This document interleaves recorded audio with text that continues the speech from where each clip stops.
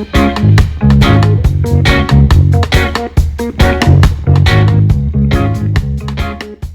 welcome to another episode of Your Leadership Chat. My name is Velma, and if you are joining us for the very first time, welcome home. And if you're a regular listener of the show, hey, welcome back, and thank you so much for your support. Now, what if you could eavesdrop in on someone else's conversation? I mean, I know that none of you have ever done that, but what if you could? Well, today, I want to invite you to do just that. Please join me in giving a great big warm welcome to my good friend and your valuable leader, Rich Williams. Hello, Rich. Welcome to Your Leadership Chat. Hey, so how's Rich doing? Rich is doing good. So Rich, first of all, thank you so much for being open to doing this with me, kind of just having a leadership chat, if you will. And I promise none of the questions you can get wrong because they're your answers, so they could be right. I feel better now. Hey, yeah, no. So how's your week been? Good. We just got back from Huntsville. So my best man at my wedding, his daughter got married. And so it was a wonderful experience and great to see his family and all his friends. And so it was good. Real good. Nice. Look at you, just the traveler here. Yes. Okay, so Rich, let me tell you what I'm doing. I felt like there's a lot of people that need to hear about how they could be a valuable leader in others' lives. And I know that you are a valuable leader because I am just honored to have you as a good friend and also a fellow speaker and coach. And so you've been really valuable and are very valuable in my life. So I wanted to take this time to just have a little chat with you. And I know that it's going to impact those that are listening. So everybody listen up real loud. So I really only have 2 questions, but I know they're going to take us places. So ready? Yes. You're in the hot seat. Okay. So Rich. I thought it was a discussion. It is a discussion. We're going to discuss too. You're in the hot seat. Oh my goodness. No, I'm teasing. No, we are going to chat. So yeah. So, I wrote the book, The Valuable Leader, a couple of years ago, and depending on when you're listening to this recording. So I'm trying to get used to that. People are listening to a recording and I have no idea when they're listening to it. But anyway, and so I wanted to know, like, who has been or is a valuable leader in your life, and why would you say that about them? A number of people come to mind. I in all my videos that I do, and even in my book that I wrote, I quote my Pappy. And so, everybody, my brother-in-law, right when my book came out, he goes, "Did you really call your father Pappy?" And I go, "No, I didn't." But when I say my Pappy, I use my actual father who passed away 20 years ago, but I also use God and the scripture that he quotes, because I'll say, like my Pappy said, that even a fool when quiet seems wise. And so right. And so I think I think of my Pappy, both God and my earthly father as a great leader. Both of them were great leaders. My earthly father, when I was in college, he would call me at 7 a.m. when I was getting ready for work. And this is when I was a full-time college student. I was working 40 hours a week, and he would call me in the morning and he would say, now he's my dad is retired military officer, Air Force, 26 years. And then he was running a plant in St. Louis. And so he'd call me and he'd say, "Hey, here's the problem for today." And he would say, "Here's what I'm up against. What do you think we should do?" Mm-hmm. And so for like 15, 20 minutes, half an hour, we would talk through leadership stuff that he was going through, that just so I could learn from it, Wow. And it was a great, he was very influential in my life as far as, being that leader and and teaching me along the way. Yeah. So that's one of them. I have another friend, Mr. Ed is what he goes by, and he was a sales leader in my life. And so when I was first in sales, he really had an impact in my life as far as, using my personality to sell and not, not being afraid to be people and to be genuine and to be authentic and all that other good stuff. Right. So he was a great leader. From people, right? You always say that buy from people they right. go Like, ahead, know, and finish that. trust. Yes. Like, Yeah, know, and love trust. it. Yes. And so, yeah, I mean, if they like, know, and trust you, then they tend to buy from you. So, or they Right, tend to listen to you, or they tend to learn from you, or, right. you know, Zig says, you know, people don't know how much you know until they know how much you care. And so, I had another, you know, I mean, can I go on? Yeah, you I can shared go the, on. I mean, how many like so okay, so your father, your yes, earthly father and yeah, your heavenly father, yeah, which yeah, I get it. And I love Pappy. So yeah, that always resonates. And then you're talking about a good friend here that you know of that's been an influential, leader in your life for a different yes. purpose. So yeah, go ahead. I'd love to Yeah, know. and I had a boss one time, Tom Bix. I was running 18 branches for him at a staffing company, Right. and Charlie had just come through Florida.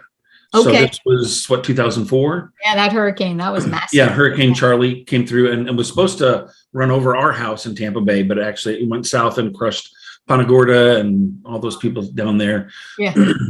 Much like Irma or Ian recently, right? Yeah. But anyway, he called me like 7 o'clock one night, like the day after the hurricane, and I thought, when I saw his name, I go, oh, he's going to be calling me. How are we going to not lose business? How are we going to, and I'm thinking, I'm going to get this pressure talk of, and the first thing he said, well, I mean, that's what I thought, because he's CEO of the company, right?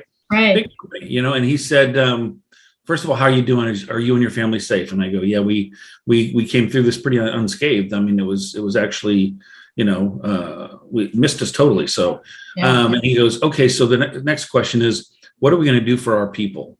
And I go, Oh, what do you mean? And he goes, our people are used to making commissions, and their business is going to be crushed because a lot of these companies they staff for are gone. I mean, right. their buildings were wiped out. So what are we going to do for our people that work for us? Right. How are we going to make sure they don't miss a beat? And I go, ooh, that's a great question, And then he said, and what are we going to do for our customers? How can we, through this process, through this storm, through this terrible happening, how can we help them and support them so that, not take advantage of them, but truly support them and give to them so that they can, be better off because of it. And I go, God, what a great leader. Right. Yeah, no, you hit on a couple of things, but specifically like when you talk about your father and our heavenly father, being there for you and actually guiding you through leadership by asking great questions. And it sounds like your boss here is also asking great questions and Right. more around, just the human aspect. How do you care for those that are in your care, if you will? Because you as a leader, as a boss, as a, owner of a company or in charge of a company, how do you lead those people and care for those people that are in your care? And, it sounded like it was surprising, when it happened with you, but it really stuck to you because, your first thing is, so what's going on? How you doing? You always try to make that connection about caring for people. Oh, awesome. So you had some valuable leaders in your life. Looks like you got some lessons. You remember those lessons. So here's the opposite side of that coin for you, if you will, Rich. So knowing what you know and the people that have impacted your life, and I'm sure there's others, how do you impact others as a valuable leader? How do you think you do that? Yeah, I think, I mean, I say the purpose of my life is whose life can I make better today? And so, whether I help them or I sell to them or I encourage them, but if what's the opposite of love? People say hate. Well, no, it's not. It's selfishness, right? I mean, Right. And so if I can take my eyes off myself and put my eyes on you because I'm with you, or the person that I'm with, and see how I can support them, see how I can care for them, see how I can encourage them and uplift them, then that is, showing them what a leader does, right? It's showing them, how to be a better leader, how to encourage, how to, and so, the big thing that I try to do is take my eyes off myself and put my eyes on the person I'm with, Right. and then see how I can encourage them. And, Zig also said, not to quote Zig again, but he also said, Zig, he's good, man. he said, if you help enough people get what they want, you'll get what you want. Exactly. And so what, what a great opportunity to serve others and to help others. And then, you get blessed in return. So, I'm not doing it for selfish reasons, although I do get encouraged and I do get blessed because of it. So yeah, that's a big thing is taking your eyes off yourself and focusing on others, especially when you're with them, being in the moment, being with them. Yeah. So I love that nugget that you dropped there. And I want to, say it again in case somebody missed it, but you said that the opposite of love is not hate, it's selfishness. So tell us what you mean by that. I mean, because I've never really heard it that way before, because typically you hear the opposite of love is hate. If I don't love you, I hate you. But where's your thought about this whole, if it's the opposite of love is actually selfishness? Tell us about that. Ding, ding. Well, I mean, if I'm talking to you and it's all about me, I'm not loving you or caring for you. I'm focusing on me. Right. And so it's not love. I mean, in any relationship, I've been married 36 years and congratulations, man. Yeah. So, but I mean, if I put my wife before me and put her needs before mine and she does the same, then the relationship works out. But when she puts my needs ahead of her, and then I put my needs ahead of her, then all of a sudden she goes, time out. This is not fair. I need love and support too. I need caring. I need attention. I need some whatever. Right. Mm-hmm. And so that, I'm being selfish if I'm not giving and loving and caring. So, I mean, if I'm putting my needs and myself ahead of her needs and herself, or even in a leadership role, right? I mean, we all heard the servant leadership thing, right? We're supposed to be servant leaders. Well, and that's true. We are.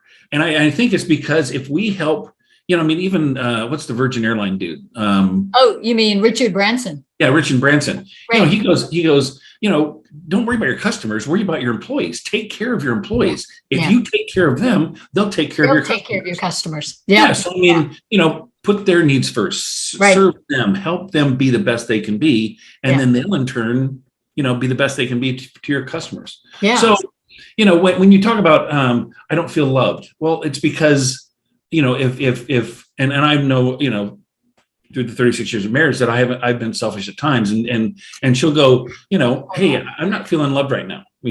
I'm not feeling, and the truth is I have 4 boys, right? Right. And after we had the first, I was number 2. And after we had the second, I was number 3. And after we had the, so, I mean, at the end, I was number 5. And I'm going, one time I go, hey, when do I get to be number 1 again?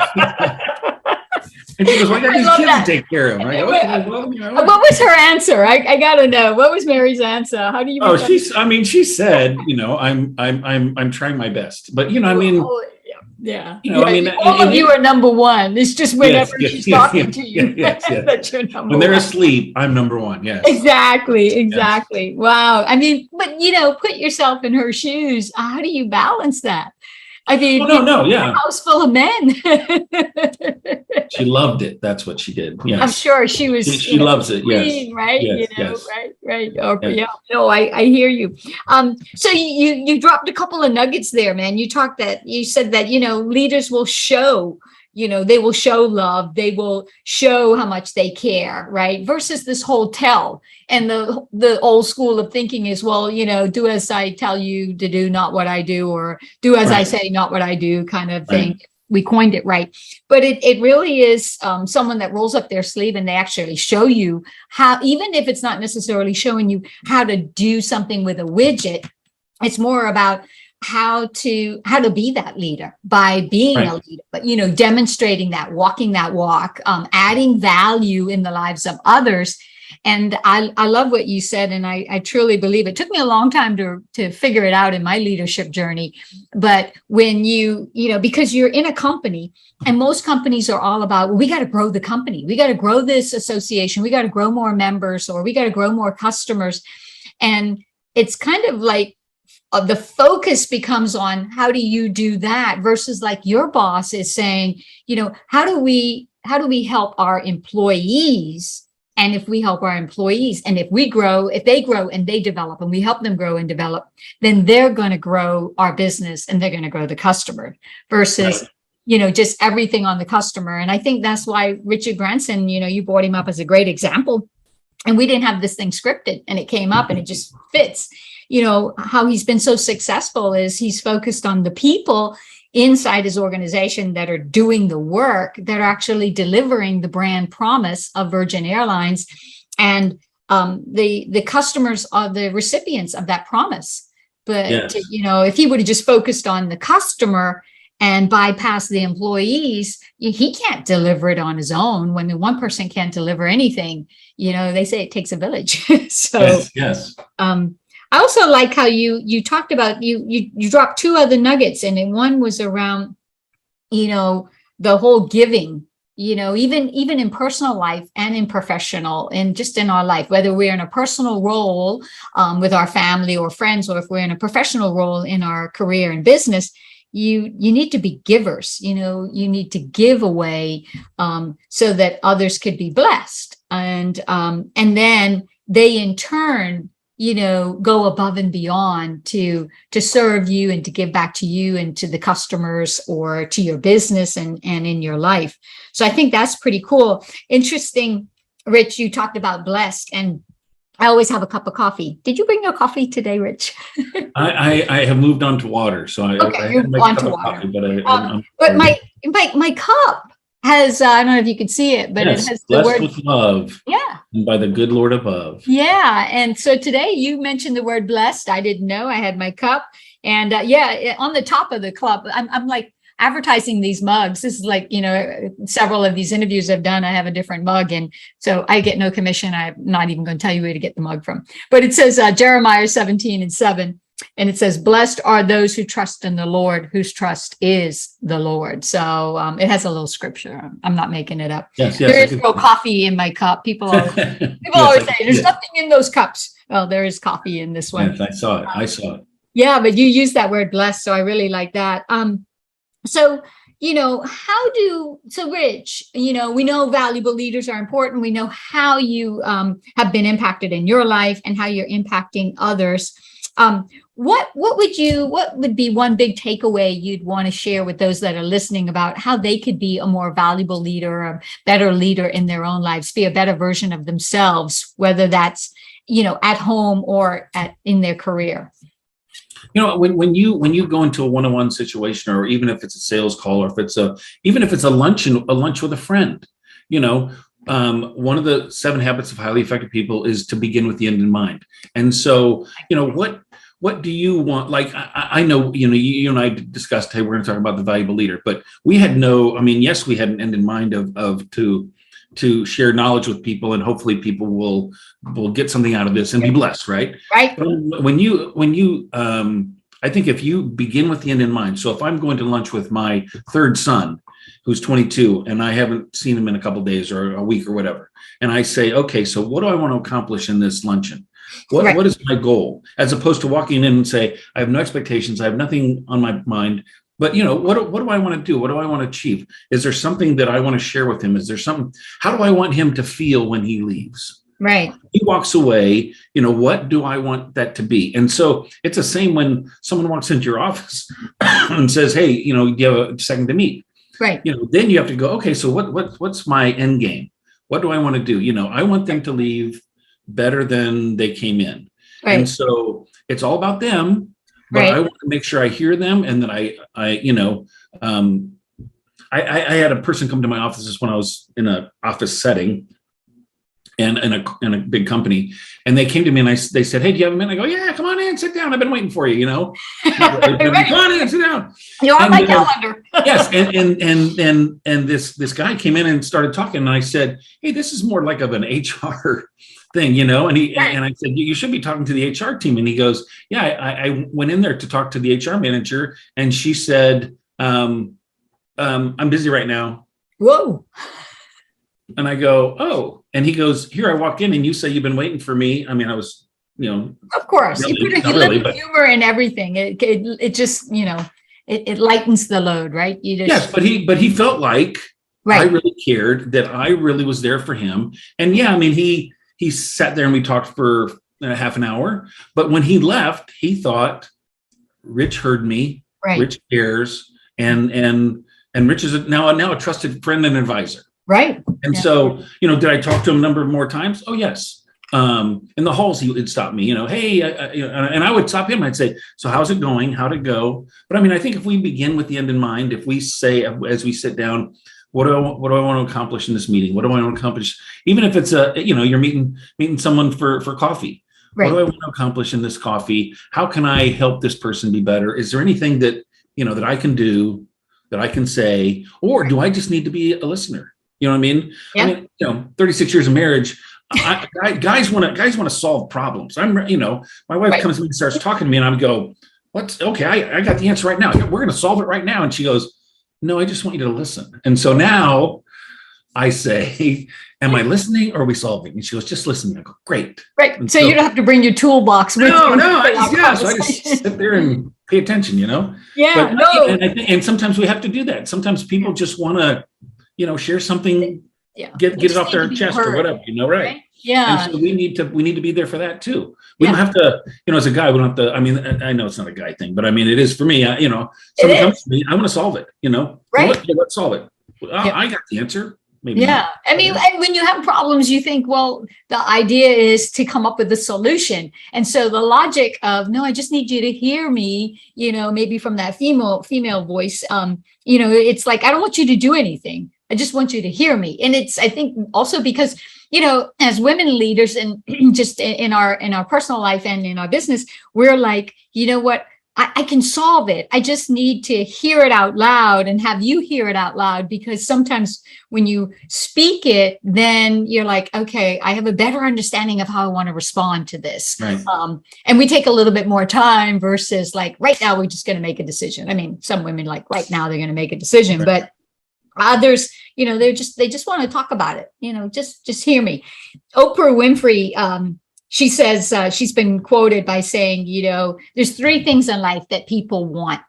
One is they want to know, do you hear me? Do you see me? And does what I say matter to you? And so those three things, she said, they did she did a survey, kind of asking people of all over like 30,000 people, that she had talked to over her career. And those seem to be the same three things over and over again. Do you see me? Do you hear me? And, does what I say matter to you? And to me, that kind of summarizes being someone that is valuable in someone's life, because you're actually seeing them. You see the person, you're present, you're there. You're listening, like you said with your wife, Mary, you're just listening. You don't have to solve anything, just hear me. And, as you've demonstrated with the, valuable leaders in your life, do you really care about me? Does what I say matter versus other things? So I think you gave us some more nuggets there, because with your example of your employee that came in that, just said, hey, do you have a few minutes, Rich? And got the stop sign from HR person. You were approachable. And I think that's a huge thing in business, is to be someone that's approachable, that people feel like they could go and talk to that leader. And also, I'm sure you had other things to do, right? You had your calendar block. This was an unplanned meeting, but you made yourself available. So I think being approachable and being available is huge ways to add value to other people's lives. So look at you, just a rock star. And I didn't even give you questions, Yeah, I learned that one. There was times where, I'd lock my door, close my door. Don't keep me busy. But and people, when you're like that, they feel special and they feel like, you really care. Right. And then you can, people don't know how much you know until they know how much you care. And so you have to, once they know how much you care, Yeah. then they'll listen to you. And so then you can have an impact on their life.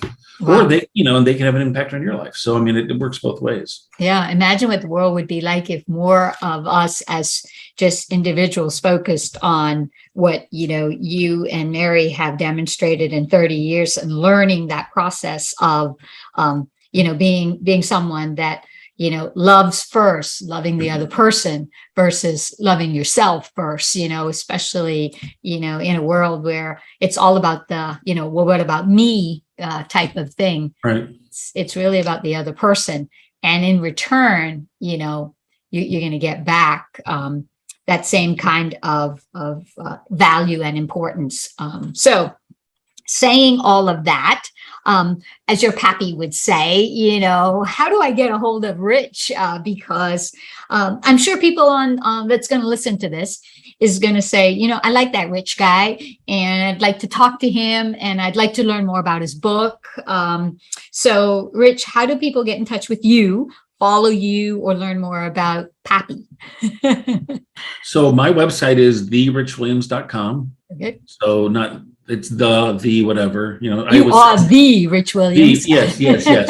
But it's THE, not THEE, apparently. So yes, it is therichwilliams.com. And my email is rich@therichwilliams.com. So yeah, and you can look on my website and it has, what I do and has my book and all that other good stuff. So, but yeah, I'd love to connect with anybody who wants to talk and see how we can help each other and learn from each other and grow, Yeah. And, for everybody that's listening, Rich is being modest because he does like a minute to minute and a half video on LinkedIn. So right now it's on the LinkedIn platform, but you could go out to LinkedIn and grab some of his past recordings. So he's dropping some major nuggets there. He does it with a lot of humor.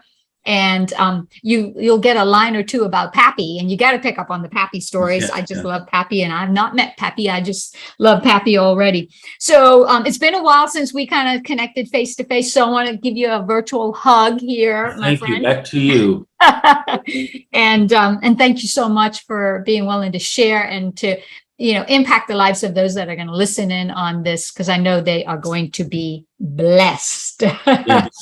You're doing a great job, Velma. And this is a great avenue for people to learn and to grow and especially when you bring in other people who have had impacts in their life. And so good for you. I'm happy to be a part. Oh my goodness. Yes. And always proud of you, Velma. So well, thank you. Thank you, Rich. All right. Hey, thanks so much for watching another episode of Your Leadership Chat. I hope that you've enjoyed this video. Make sure that you hit the subscribe button here and tap that bell icon so that you never miss another episode.